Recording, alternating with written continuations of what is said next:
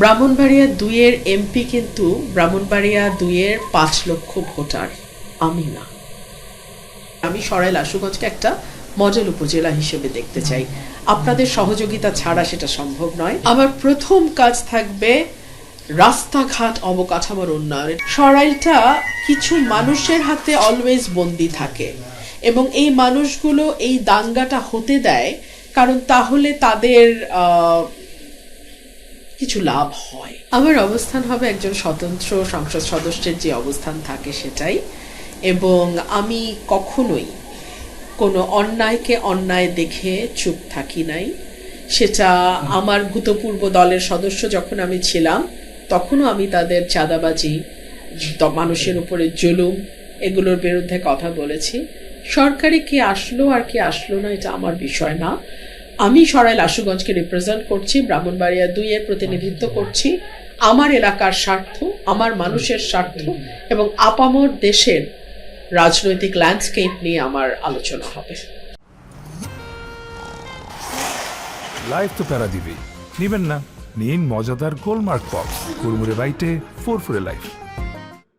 এই বিজয়টা আমি আমার ৩টা উপজেলা সরাইল, আশুগঞ্জ এবং বিজয়নগরের আংশিক, আমি আমার এই এলাকার ভোটার, কর্মী, সমর্থক, এটা তাদের বিজয়। এবং আমার পেছনে আমার প্রতিটা কর্মীর শ্রম আছে, ঘাম আছে, অর্থ আছে এবং তাদের সময়, তাদের ভালোবাসা, তাদের দোয়া, এগুলো ছাড়া আসলে আমার পক্ষে আজকে এই জায়গায় এসে দাঁড়ানোটা কোনোভাবেই সম্ভব ছিল না। ব্রাহ্মণবাড়িয়া ২-এর এমপি কিন্তু ব্রাহ্মণবাড়িয়া ২-এর ৫ লক্ষ ভোটার, আমি না। আমি আমার নেতাকর্মীদেরকে বলবো, আপনারা জয়ের আনন্দটা সবার সাথে ভাগ করে নেন। আমি জানি আপনাদের উপরে অনেক রকম হুমকি এসছে, এখনও আপনাদেরকে হুমকি দেয়া হচ্ছে, বলা হচ্ছে বিএনপি ক্ষমতায় যাচ্ছে, আপনাদেরকে দেখে নেওয়া হবে। আমি জানি এই সব কিছুই। তারপরে আমি বলবো আপনারা শান্ত থাকবেন। যারা হুমকি দিচ্ছে তারা হুমকি দেয়, কিন্তু তারা কখনো জয়ী হয় না। সো আপনারা জয়ী হয়েছেন, আপনারা শান্ত থাকবেন। আপনাদের দায়িত্ব হচ্ছে সরাইল আশুগঞ্জের মানুষকে ঐক্যবদ্ধ করা এবং একসাথে যাতে আমরা একটা মডেল উপজেলা করতে পারি, যেটা আমার নির্বাচনী অঙ্গীকারের মধ্যে অন্যতম, যে আমি সরাইল আশুগঞ্জকে একটা মডেল উপজেলা হিসেবে দেখতে চাই। আপনাদের সহযোগিতা ছাড়া সেটা সম্ভব নয়। সো আমি আশা করব আপনারা আমার হাতকে শক্তিশালী করবেন। আমার প্রথম কাজ থাকবে রাস্তাঘাট অবকাঠামোর উন্নয়ন। এটা শুনতে যেমনই লাগুক, আপনারা ভাবতে পারবেন না আমার এলাকায়, বিশেষ করে ওরাইল ইউনিয়নে এত রিমোট সব গ্রাম আছে, হ্যাঁ, এবং পাকশিমুলের ওখানেও, মানে জয়দুরকান্দি, তেলিকান্দি, ফতেপুর, এদিক দিয়ে রানীদিয়া, কাকরিয়া, রাজাপুর, ধোবাজাইল, ধামাউড়া, মানে এগুলোতে রিক্সাও চলে না, মানে কিছু চলে না, মোটরসাইকেল শুধু। এবং আমি যেদিন এই গ্রামগুলোতে আমি ভিজিট করেছি, আমি কয়েকবার, আমি জয়দুরকান্দি, তেলিকান্দি কয়েকবার গেছি, নৌকা করে যেতে হয়, তারপরে অটো। আর যেদিন আমি গেছি রাজাপুর, রানীদিয়া ওইদিকে, আমার মনে হচ্ছে যে আমি বোধহয় মানে সভ্য জগতের বাইরে একটা মানে এসে পড়েছি। মানুষ এত বঞ্চিত, এত অবহেলিত, এই মানুষগুলোর জন্য আমার অনেক কাজ করতে হবে, অনেক কাজ করতে হবে। সরাইলটা কিছু মানুষের হাতে অলওয়েজ বন্দি থাকে এবং এই মানুষগুলো এই দাঙ্গাটা হতে দেয়, কারণ তাহলে তাদের কিছু লাভ হয়।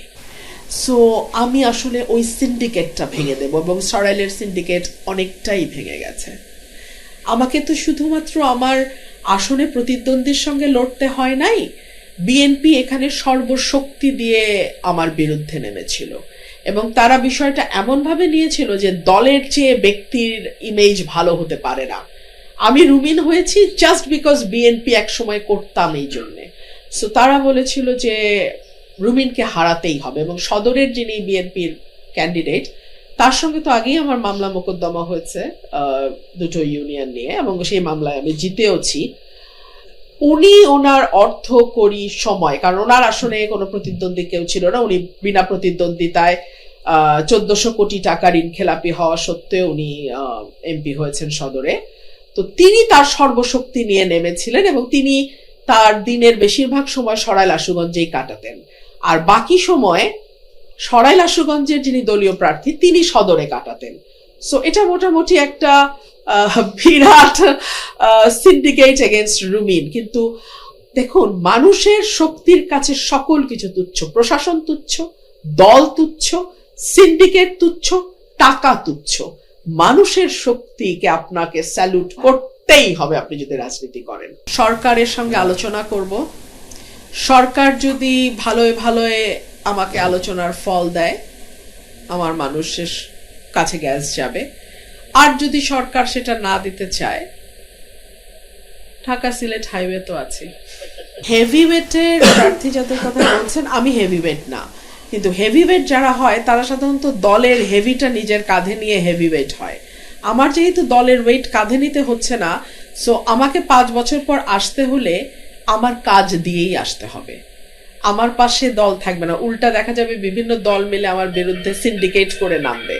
সো আমার কাজই আমাকে বাঁচিয়ে রাখবে, কাজ ছাড়া আমার কোনো উপায় নাই ভাই। যা সত্য আমি তাই বলি। আপনারা কি আশা করেন না যে আমি সত্য বলি? আপনারা কি চান না আমি সত্য বলি? আপনারা কি চান না আমি অন্যায়ের প্রতিবাদ করি? আপনারা কি চান না আমি একটা ক্ষমতাবান গোষ্ঠীর দুর্নীতি দুষ্কৃতির বিরুদ্ধে দাঁড়াই? আপনারা কি চান? আপনারা কি চান না? আমি মানুষের পক্ষে ছিলাম, আছি, থাকবো। মানুষ আমাকে এত দূরে এনেছে, আমি কোনো শক্তির জোরে এত দূর আসি নাই। এটা আমার মানুষের কাছে নিয়ে, মানুষ আমাকে